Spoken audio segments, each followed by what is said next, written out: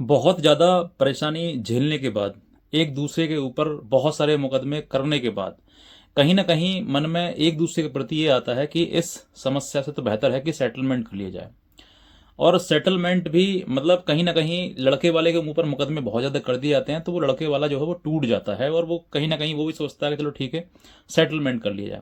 लेकिन यहीं पर जो बात सामने आती है आपके कि आपको किसी न किसी प्रकार से मुकदमा करके और आपको झुकाया गया, आपको तोड़ा गया, आपको बहुत ज़्यादा परेशान, हैरास, बेइज्जत, जलील तमाम प्रकार से कर दिया गया। और उसके बाद आज जो है बात सेटलमेंट की आ रही है। कई साल लड़ने के बाद ये बात समझ में आई कि इस लड़ाई का अंत सिर्फ तभी होगा जब ये रिश्ता खत्म होगा। और इस रिश्ते को खत्म करने के लिए दूसरा पक्ष जो है वो आपसे कहीं ना कहीं एक बड़ी मोटी रकम की डिमांड करेगा। तो ऐसी परिस्थिति में यहीं पर एक सबसे बड़ा जो आपके सामने एक सवाल आएगा कि उसके द्वारा मतलब महिला पत्नी के द्वारा आपके द्वारा आपसे पैसे की मांग की जाएगी, भाई कि इतने लाख रुपए दे दो, सेटलमेंट कर लिया जाएगा। अब आप यहीं पर सबसे बड़ी गलती कर देते हैं। जिन लोगों ने अब तक जो भी पैसा रुपया पैसा दिया और वो सोच रहे हैं कि भाई सेटलमेंट कर लिया जाए, पैसा ले दे के खत्म कर लिया जाए इस चीज के लिए, यहीं पर अब तक एक कुरीति थी दहेज प्रथा जैसी चीजें, जो कि आज दहेज प्रथा जो है वो बदल गई है सेटलमेंट के नाम पर। दहेज कोई नहीं लेता है आज के टाइम पर, कहीं ना कहीं। अब तो आपने ऐसी वीडियो देखी होंगी, ऐसी भी बात सुनी होंगी कि भाई 1 रुपये लेकर शादी हुई है। कोई दहेज नहीं देता है। अगर पिता अपनी बेटी को दे रहा है तो वो अपनी खुशी से दे रहा है, उसके गर्दन पर पैर रख के नहीं लिया जा रहा है, वो कहीं ना कहीं अपनी इच्छा से दे रहा है, अपनी बेटी की खुशी में दे रहा है। दो दो नहीं दो तो कोई जबरदस्ती नहीं करेगा आपसे, नहीं नहीं इतना दो ही दो। अगर ऐसी परिस्थिति आपके सामने आ रही है कि आज जो है घटना इतनी इस तरीके से घटित हो चुकी है कि कोई व्यक्ति तुम्हारी ऊपर तुम्हारे गर्दन पर पैर रखकर तुमसे सेटलमेंट की बात कर रहा है, और अब जो है वो कई साल बीत गए हैं, परेशानी हो गई है, सेटलमेंट होने की बात है। तो आज मैं आपको ये बताऊंगा कि ऐसी परिस्थिति में सेटलमेंट आपको करना चाहिए या फिर नहीं करना चाहिए, कैसे इस विवाद से निकल पाएंगे आप, किस तरीके से आप इन सब चीज़ों से बाहर आ पाएंगे और किस तरीके से आप अपने सारे मुकदमे भी वापस हो पाएंगे। मैं आपको छोटी शॉर्ट वीडियो बनाता हूँ, इसी की मतलब शॉर्ट बात को कहता हूँ, लंबी नहीं हो, अगर थोड़ी बहुत लंबी बात है तो सुन लीजिए उसको। देखो, अगर इन सब चीज़ों से आप उभरना चाहते हैं, मतलब आज इस दलदल में फंस तो गए आप, अब इस दलदल में फंसने के बाद आपने जो ट्रॉमा झेला है, जो आपने टेंशन डिप्रेशन झेला है, और वो भी कब, जब आपकी कोई गलती नहीं है तब। अगर आपकी कोई गलती होती तो आपको ये सुकून होता कि हाँ मेरी गलती थी और इसी वजह से मैंने सब कुछ ये दंड झेला है। लेकिन ये दंड तो बिना गलती के मिल रहा है आपको, और बिना गलती के आप क्रिमिनल बन गए। आपके माता पिता ने क्राइम कर दिया दहेज मांगने का, आपने क्राइम कर दिया, आपकी बहन ने, आपकी भाभी ने, आपकी मामी ने, तमाम लोगों ने, आपके पिता ने, जिन्होंने आज तक पूरा अपने जीवन की पूरी कमाई पूंजी तुम्हारे ऊपर लगा दी, तुम्हें बनाने पे, तुम्हें अफसर बनाने पर, तुम्हें एक अच्छा इंसान बनाने के लिए, और आज तुम्हारे ही वजह से वो माता पिता बेचारे क्रिमिनल बन गए, उनके ऊपर क्राइम नंबर ये इन धाराओं में मुकदमा दर्ज हो गया। तो आप जो है ये सब चीजें जो एक की जाती है ना, हालांकि शादी का जो बंधन जब बांधा जाता है तब दोनों रजामंदी से जो भी करते हैं सब कुछ रजामंदी से करते हैं, कोई किसी पर बर्डन या प्रेशर नहीं करता है। जो भी होता है या लेना या देना जो भी है, हालांकि किसी प्रकार से लेना देना सही नहीं है, लेकिन अगर कोई व्यक्ति अपनी इच्छा से कोई गिफ्ट किसी को दे रहा है तो वो गिफ्ट अपराध नहीं माना जाएगा। वो गिफ्ट जो है वो आपको अपनी मर्जी से आपने दिया और हमने अपनी मर्जी से स्वीकार कर लिया, बस यही होता है। और इसी बात को जब विवाद बन जाता है तो इस चीज को बनाकर खड़ा कर दिया जाता है कि ये साहब दहेज मांगा हमसे, हमने इतना दहेज दिया, वो दिया, सब कुछ चीजें। लेकिन यहीं पर सवाल ये आता है कि आपने जो दिया क्या वो जबरन लिया आपसे, या फिर आपको किसी प्रकार से कोई थ्रेट दी गई कि भाई ऐसा कर दो वरना ऐसा कर देंगे हम, ऐसा कोई थ्रेट दी गई? ऐसा कुछ नहीं था। तो ये सब कुछ चीजें, ऐसा किसी मतलब प्रकार से आपको कोई प्रेशर नहीं किया, लेकिन फिर भी आपने कुछ ना कुछ दिया, अपनी बेटी को दिया, जो भी दिया। अब यहाँ पर सब कुछ बिगड़ने के बाद, अब रिश्ते बिगड़ रहे हैं, खराब हो रहे हैं। तो देखो, दो पक्ष होते हैं, एक लड़की पक्ष एक लड़का पक्ष। लड़के पक्ष को ये भी पता है कि ये महिला मेरे साथ में रह नहीं पाएगी, और लड़की पक्ष के पास कानून है तो वो मुकदमा दर्ज करवा के ये साबित कर देती है कि मैं रह नहीं पाऊंगी। वो ये कंफर्म कर देती है कि हाँ अब मैं रह नहीं पाऊंगी इस घर में, क्योंकि मैं इतने मुकदमा करूंगी तुम्हारे ऊपर कि तुम खुद ही छोड़कर भाग जाओगे। कोई पति, कोई पुरुष अपनी महिला को छोड़ता नहीं है, बल्कि उसको इतना प्रताड़ित किया कर दिया जाता है, इतना टॉर्चर, टेंशन, डिप्रेशन में डाल दिया जाता है उसको, कि वो खुद तुमको मजबूर हो जाता है कि तुम मेरे घर से जाओ, मेरे जीवन से अलग हो जाओ। वो इतना परेशान कर दिया जाता है। जब इतना परेशान आप हो जाते हैं तो फिर कहीं ना कहीं ये बातें सामाजिक रूप से या कहीं ना कहीं किसी वकील के रूप से या किसी बिचौलिए के रूप से आपके सामने आता है कि भाई ये देखो अब हमारा और आपका बन नहीं पाएगा, तो अब आप सेटलमेंट कर लो। जैसे ही आप सेटलमेंट की बात कहोगे हाँ ठीक है कर लो, वहीं पर आपके सामने एक मोटी रकम की डिमांड आ जाएगी और एक आएगी आपके सामने कि साहब ये इतना पैसा है, ये दे दो, आप सब सेटल हो जाएगा, सारे मुकदमे वापस हो जाएंगे। यहीं पर बस आप गलती करते हैं, यही आपको नहीं करना है। सेटलमेंट एक क्रूति है। आपके ऊपर अगर मुकदमे किए हैं तो वो व्यक्ति साबित करेगा कि हाँ आपने दहेज मांगा, आपने मारपीट की। अगर दहेज नहीं मांगा, मारपीट नहीं करी, तो वो सब कुछ आज न तो कल समय आने पर सब कुछ दूध का दूध पानी का पानी होना ही है, सच्चाई सामने आनी ही है। तो जो करने वाला है FIR, मतलब कि पत्नी पक्ष जो है वो कहीं ना कहीं ये FIR करेगा कि हाँ भाई मेरे से दहेज मांगा, तो वो समय आने पर वो अपनी बात प्रूव भी करेगा। चलो ठीक है, आज हमें परेशानी है, जमानत कर रहे हैं, ट्रायल लड़ रहे हैं, बिना बात के कि कोई हमने अपराध नहीं किया लेकिन फिर भी हम लड़ रहे हैं। तो अगर वो चीज़ें साबित करने में साबित सक्षम होती है तो तुमको सजा हो जाएगी भाई, और अगर नहीं होती है तो आप बरी हो जाएंगे। कहने का मतलब ये है कि कानून तो हमें दंड देगी, लेकिन अभी रिसेंट में एक मैटर आया कि साहब 20 लाख रुपए उससे पैसा दिया उसने, और कुछ गोल्ड दिया, कुछ सिल्वर दिया, और वो व्यक्ति जो है फिर उसको तलाक मिल गया, उसने सेटलमेंट कर लिया। तो ये सेटलमेंट, ये तो दंड पे दंड मिल रहा है आपको, और ज़्यादा पनिशमेंट मिल रहा है। किसी व्यक्ति की हैसियत नहीं है, वो नहीं कर सकता, नहीं दे सकता, तो क्या उसको ऐसा किया जाएगा? नहीं। देखो सेटलमेंट अगर आपकी इच्छा है, मैं दो बात बताता हूँ, आपसे किसी प्रकार से जबरन किसी चीज का डर दिखाकर अगर पैसा लिया जा रहा है तो ये भी एक अपराध माना जाता है। फिरौती समझते हैं? फिरौती, एक्सटॉर्शन, ये वही है। एक व्यक्ति आपके ऊपर मुकदमे दर्ज करवाकर और फिर आपसे पैसा मांग रहा है कि भाई पैसा दो वरना हम तुमको सजा करवाएंगे, ये करवाएंगे, वो करवाएंगे। तो सिंपल है, ये तो सरासर एक्सटॉर्शन ही हो गया ना। उस व्यक्ति ने मुकदमा इसलिए नहीं डाले हैं वो पीड़ित है, उस व्यक्ति ने मुकदमा इसलिए डालने हैं कि तुमसे सेटलमेंट के नाम पर पैसा लेना है, बस यही है लड़ाई, और कोई लड़ाई नहीं है।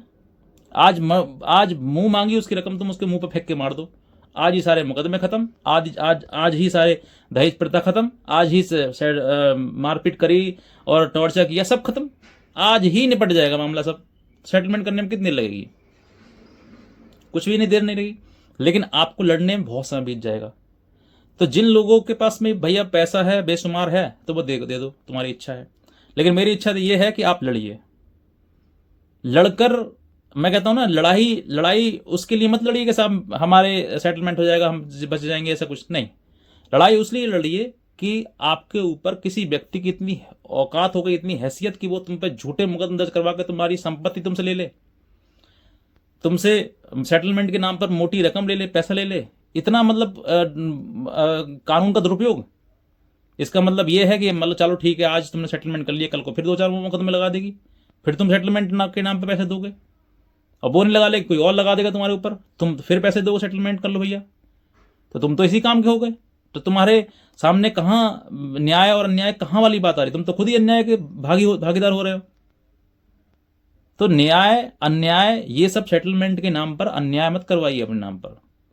आपको सेटलमेंट करना है, अगर लगता है कि मुनासिब है, वाजिब है, सब कुछ चीज़ें हैं, तो ठीक है, दे दीजिए बिना आप किसी मुकदमेबाजी के। लेकिन अगर मुकदमेबाजी हो गई है तो फिर मुकदमे पर ध्यान दीजिए, उसी को लड़िए। जो होगा वो सब कुछ न्यायपूर्वक होगा, न्याय प्रणाली के अकॉर्डिंग होगा। अगर फांसी भी लगनी है, सजा भी होनी है तो हो जाए, लेकिन आपके ऊपर तमाम मुकदमे दर्ज करवाकर आपसे सेटलमेंट के नाम पर एक व्यक्ति, अभी रिसेंट की बात घटना है, उनको सुप्रीम कोर्ट के सामने आई कि 65 दिन शादी चली और 40 मुकदमे कर दिए उसने। लेकिन उस व्यक्ति ने हार नहीं मानी और उसने सोचा कि चलो ठीक है, जो होगा हो जाएगा, लेकिन सेटलमेंट नहीं करूंगा पैसे देकर। नहीं किया सेटलमेंट, और वो सुप्रीम कोर्ट ने दोनों पर फाइन लगाया, दोनों ने ही का रिश्ता खत्म कर दिया। ये होता है। जो व्यक्ति आपके साथ में आजकल ये टेररिज्म चल रहा है कि तमाम मुकदमे दर्ज करवाओ और पैसा उगाओ और फुर्र हो जाओ। ये आज के टाइम में स्कैम चल रहा है। बहुत सारी चीज़ें हैं ऐसी हो रही हैं जो इस तरीके से लड़कों को बर्बाद किया जा रहा है। माँ बाप बेचारे उनके परेशान हो रहे हैं, दिन रात रोते हैं कि भाई हमारे बेटे के साथ में ऐसा क्या हो गया, क्या गलती हो गई। ऐसी तमाम चीज़ें सामने आती हैं। तो आपको वो सब चीज़ें नहीं करनी है जो आपका मन गवाही ना दे। एक बार मन से पूछिए ना आपके कि वाकई जो मैं कह रहा हूँ या कर रहा हूँ सही हो रहा है क्या वाकई मैं अपराधी हूँ? और आपने अपराध सेटलमेंट के नाम पर पैसा दिया कि इसका मतलब आप अपराधी घोषित हो गए, आपने तो फाइन दे दिया।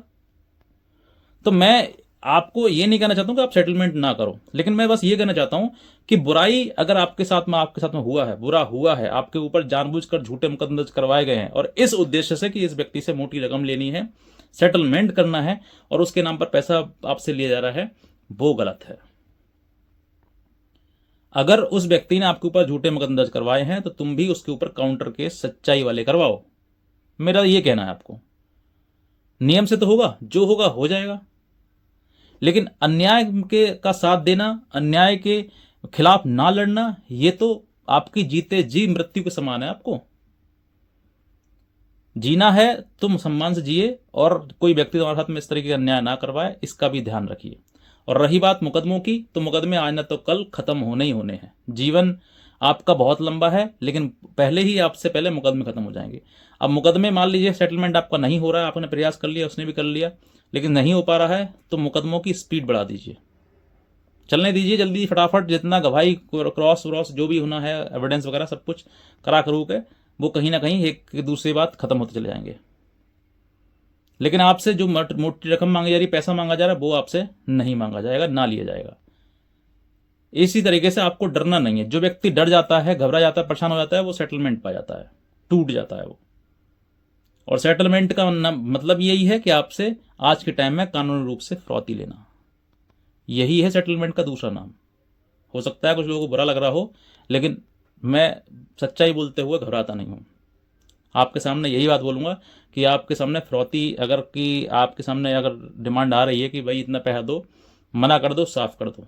जो है मुकदमा लड़ेंगे, जितना अगर मेंटेनेंस भी लेना है तो मेंटेनेंस धीरे धीरे देते रहेंगे, एकदम से तो बड़ी रकम नहीं दी जाएगी ना। और उसके भी लिए तमाम रास्ते हैं, कहीं ना कहीं आपके मुकदमे में कहीं ना कहीं कोई ना कोई कमी जरूर सामने आएगी, और उस कमी का आप लाभ लेकर आप लड़ सकते हैं, उसको चैलेंज कर सकते हैं। तो लड़ाई आपको लड़नी है, ये लड़ाई आपकी है, और ये लड़ाई लंबी होने वाली है। आपको डरना नहीं है, सीधे खड़े रहना है और अपनी लड़ाई लड़ते रहना है।